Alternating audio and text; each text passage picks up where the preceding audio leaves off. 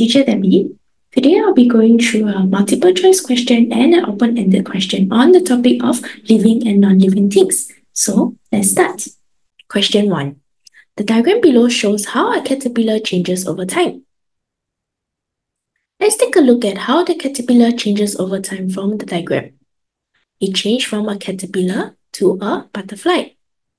Let's recall. How is caterpillar and butterfly related? Caterpillar is actually the young of the butterfly. So what does this mean? Can you remember how does the life cycle of a butterfly looks like? Let's write it down together. First, we have the egg stage, followed by the larva stage, which is the caterpillar. It will then turn into a pupa before growing into butterfly. So let's write down in the diagram here that the caterpillar will grow into butterfly. Let's take a look at what the question is asking. Which characteristics of living things is shown above? Option 1. Living things die. Is this what the diagram is showing us? No. We have concluded previously that the caterpillar did not die. It grew into a butterfly. Therefore, this option is incorrect. Option 2. Living things grow. Is this what the diagram is showing us? Yes, we have concluded that the caterpillar grew into a butterfly. Therefore, this option is correct. Let's take a look at option 3 and 4 to confirm our answer.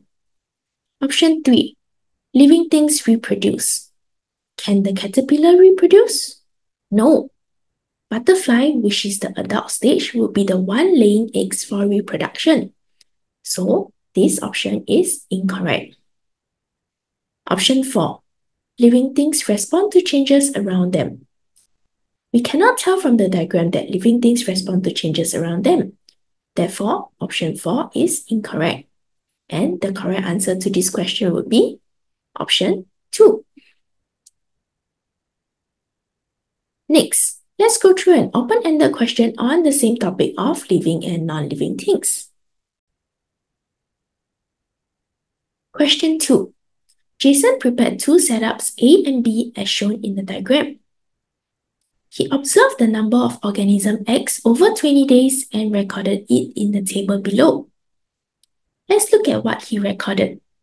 He recorded the number of organism X in both setup A and B over a duration of 20 days on day 1, 5, 10, 15, and 20. Let's take a look at the number of organism X in day 1 first. On day 1, there were 3 in setup A and 3 in setup B. On day 5, there were 3 in setup A but 0 in setup B. And we also noticed that the results were the same on day 10, 15, and 20. There is 3 in setup A and 0 in setup B. So what happened to organism X in setup B from day 5? We can see from the table that the number decreased from 3 to 0. So it means that organism X died.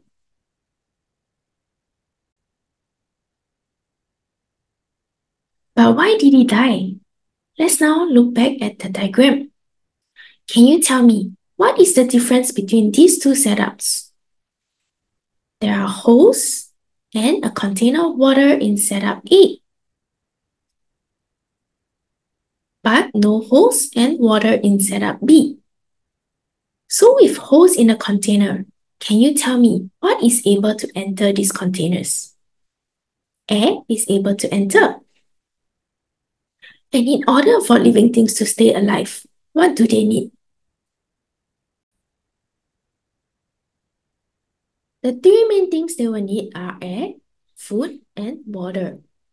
Is there air, food, and water in setup A? Yes, all of them are present. So let's write it down.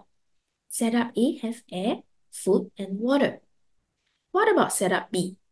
Is there air, food, and water? No, only food is present.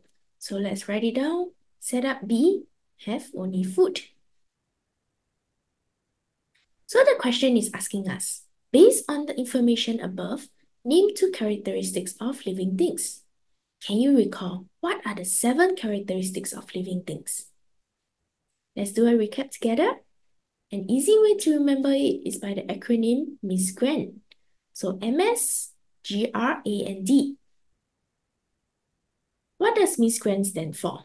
Let's go through each characteristics. M is for movement. We know that living things are able to move by themselves. S for sensitivity. Living things respond to changes in their surrounding. G for growth. Living things will grow. R for reproduction. Living things reproduce.